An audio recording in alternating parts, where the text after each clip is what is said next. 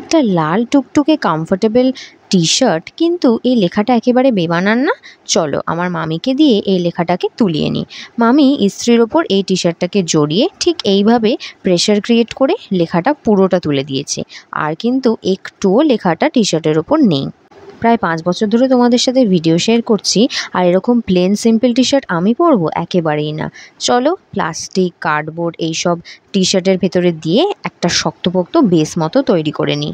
ঠিক এইভাবে শুধু যেই অংশটায় আঁকবো সেই অংশটুকুর নিচে প্লাস্টিক মুড়ে কার্ডবোর্ড দিয়ে বাকি অংশটা ভালো করে মুড়ে এরকমভাবে ক্লিপ দিয়ে সিকিওর করে নিয়েছি।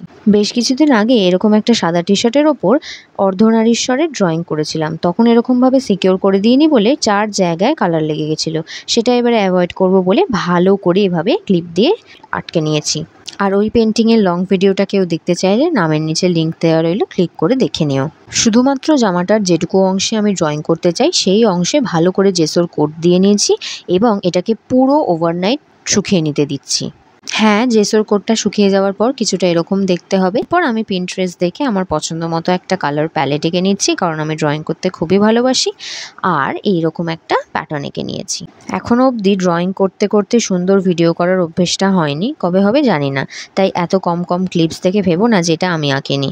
আর এই আঁকাটিকে ভালো করে কালার করে নিলেই আমার টি শার্ট পেন্টিং কমপ্লিট।